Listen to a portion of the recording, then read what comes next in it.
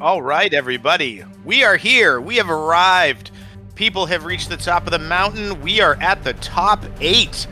The top 8 players who have had a grueling 8 rounds so far, 7 rounds of Swiss, and then 1 round of top 12 elimination. We are here with Sean Ballantyne, the number 8 seed in the top 8, against Phil the King Keffer, also co-commentating on his game. Phil, what seed were you going in? I was a second seed going in after the goat in the first spot. All right, Um, so Team Elite took the top 2 spots out of the Swiss. So that means they both had a bye. Sean had to play an elimination round and win his way to be into the top 8 with an 8th round of play.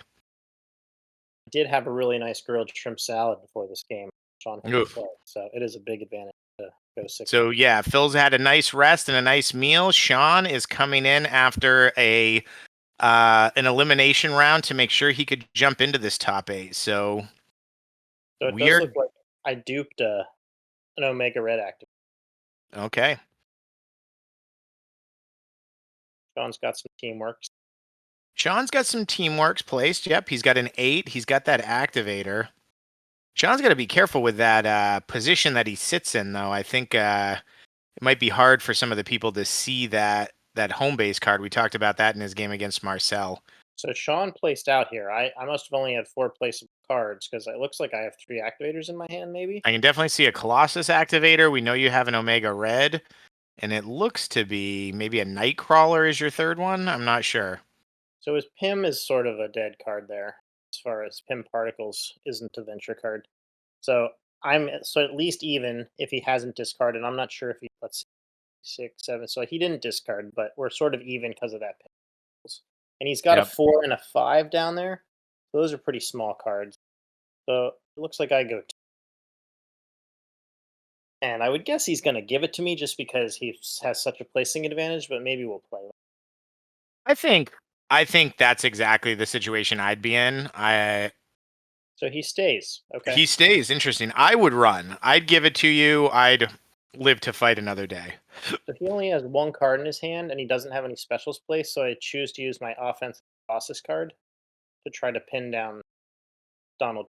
And it looks like he was just trying to get this pin particle. So that's kind of an ideal, he's pretty happy, I think, to not see a big teamwork string first. You pin a guy, but most likely he was going to run anyway. So he's probably feeling like he didn't have to take 2 full volleys to get that artifact out. So All right, so I interesting.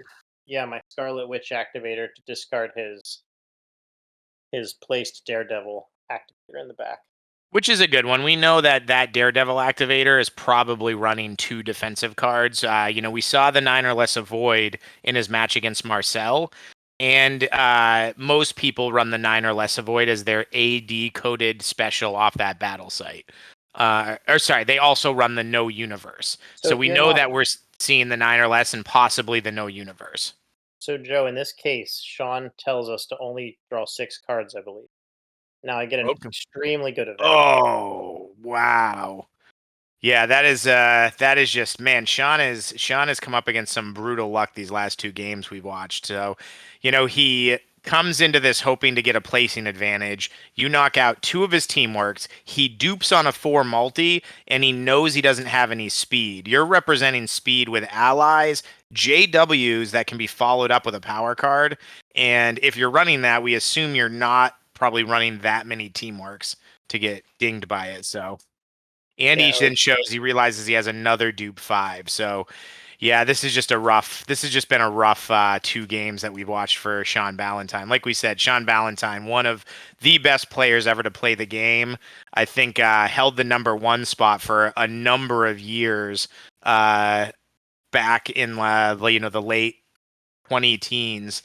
And then, took a little bit of a break from the game. We're super happy to have him back, but this is CCG. Sometimes variance just you have a great day, you make the top 8, and variance just dings you in that first round, and so there's I nothing you also can do. discarded a 5 here. So and he had to place another teamwork. So my event got 3 of his teamworks, which basically took away his placing advantage. And then we both discarded a 5. So um Yeah, this is a tight hand because I clearly have an advantage, but how much am I going to try to push this advantage, right? I And know I that think, sorry, go ahead. I want to, I was I just mean, going to say I know that if we play another battle after this, he's going to have that teamwork, right? So, right. and I know that he has a lot of anti-strength activator type things in his deck, specials from his battle site. So I know I'm thinking about taking a big risk. And I think like so I'm surprised he placed that teamwork because I feel like we're in the exact situation we were just in with the Marcel game where Marcel was willing to make that big shove. I feel like if I'm in Sean's shoes, I place my other cards, but I leave that teamwork in my hand as a bluff. Like I know you're not going to get it later, but if you think he's got a full another playable card, I don't think there's a universe where you could shove for the win here, which I think right now, the way it is, it's definitely a consideration. Yeah, I mean, I don't think he has a choice. He's not allowed to hold that teamwork in Oh, because right. So since he can't play it, he can't keep it to bluff with. Okay. So obviously he has to either place it or discard it. So yeah, so there's really just nothing he could do at this point. It's just you've got the information. He's made the choices that he's able to make. yeah, I mean, my biggest concern here is I have a lot of low cards. So I think I have five, a four, and a three power card, and I have that four for thing. So like I have a couple big cards, but I also don't really have like all that much venture. This is another situation where the armory is nice because I can say trade one of my smaller cards for one of the bigger cards. But still, okay, so I go for it. I go five. So Sean's So gonna draw his three cards. And he I'm like, draws two, he draws three. I'm thinking if he discards one of these, I definitely and he doesn't discard any. And I'm like, could be in trouble. This is kind of bad news. Yeah. Okay, so Sean goes two, which you pretty much mathematically are always going to do. Yep. Now I'm trying to figure out how to solve this. Now, one interesting thing with these matchups, when it's now that we're seeing so many more battle sites in play, a lot of times with these big bets, your thing you're the most worried about is Fortress of Solitude or Hades, as we call it now. Right. Yeah. You're Within not this having to situation. worry about that with this configuration. You're sort of this is going to be it. Yeah. But to be honest, I don't think this is even a situation where I have to like let a character die or anything just because it's so early.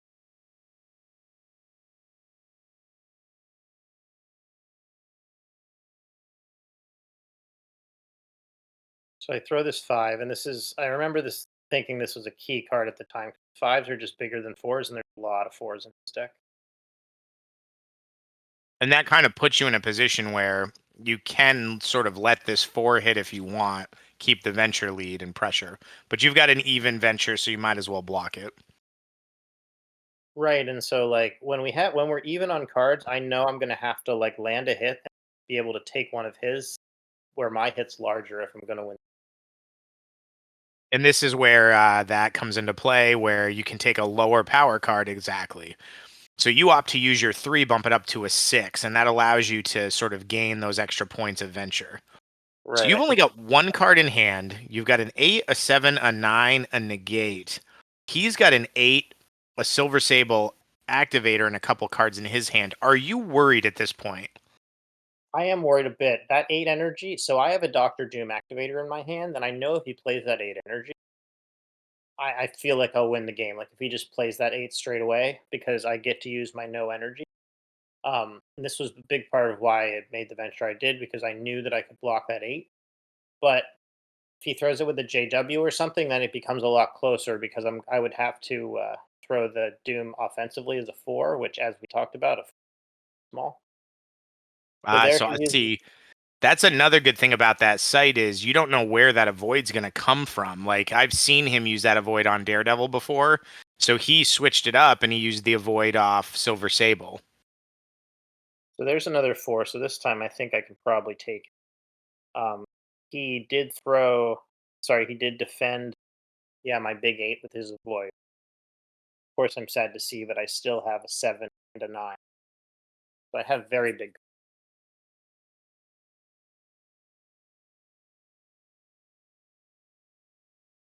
And you also still, the good thing about one of those low hits coming in like that, you still have the ability to negate that if you had to. You could negate that as an offensive action. Yeah, that's exactly right. Um, I'm a little And now surprised that this he did is not. exactly what you talked about. So you land the 9, you've got the Doctor Doom card. I'm assuming you didn't say the line at this point. No, I this wasn't. Although it is what the doctor ordered. It absolutely was what the doctor. Okay, so I would have been able to block the 7 with the Doom card, um, possibly. If he had JW the 8. Well, no, he might have still been able to use it. Yeah, I'm not. It's tough. But it But I looks didn't. like he doesn't have the JW, so Yeah, he didn't have a JW so far, at least. he's doing some calculating. You're out of cards, Phil. Yeah, I'm out of cards. He's got 2 cards left. I do have the negate place, which, So like he you needs to said, generate 10 venture with 2 cards. He can't play a teamwork, and you can negate the 4. So really, he needs 14 cards, and we've already seen a 7 and an 8 go by. I don't really think there's a scenario where he could do that. okay, so there's this new Warriors, and I know after the game he was frustrated. He hadn't used it as JW. So he could have thrown the JW, the 3, and then the 8, and landed both of those hits. You would have only been able to get rid of the 4, so he would have had 8, 9, 10, 11. And then whatever's in his hand. Right. So yeah. So let's see what would he would have. I think I end up having to gate on a 4, right? And it Hmm. would have been the other 4 in the. So he would have had 11, and I would have had those. I would have had that 14 plus. I would have been able to attack offensively. 14 plus 4 is 8, but then he would have been able to negate my beast. Oh, wow. So So I he's would have got gone the to 9. negate. He would have, yeah, Oh, so with if he had played the JW, he would have been able to pull that hand out. yeah, he would have won Uh, 9 to 11. and that's just it. This is you said this last time. You made a really good point that we all make mistakes, even you. And this is just one of those misplays. I'm sure Sean was kicking himself about it after. Sean's such a great player. It's the tough spot though, right? I have 1 card in my hand. He knows that every point of venture really counts. He knows if he throws the JW, it's only a 3, whereas if he throws the 4, it's 1 more point, right? So, Right. like, the only scenario where it would have been better to throw the JW was if the last card in my hand was something that could only block under, right? So, like, Right. it's not to say, like, I know he was certainly frustrated and understandably so, and maybe it should have been the right play to play the JW, but it wasn't like a cut and dry choice. Like, it wasn't an obvious decision by any. Yeah, that's true. I mean, that's always the difference between how the pros are playing these last hands and sort of casual or new coming players is you you really calculate every single point from the beginning of the hand that you're trying to get. So, yeah, no, that's a great point. Yeah, I don't think he should be too hard on himself with this one. Hmm. And obviously the game wouldn't have been over. Like I'd have 5 in the bottom, but we have a ton of time left, right? So like, Oh yeah, yeah. yeah, There would have been 45 minutes of game I time left. So I have like no hits on my guys pretty much. Like I would have had some energy hits, I guess, but mhm. like I still think I would have had a half decent chance back anyway. So all right, well that was a quick game, Joe. Yeah, Sean had a good tournament, but did run into a team elite buzzsaw at the end of the Swiss and in the top eh, 8. But hopefully we'll see him in Seattle. absolutely. That'd be great. I hope we do. All right, everybody. That is the end of the first round of the playoffs. We will have 2 more games coming at you, so we've got one more for you in just a minute.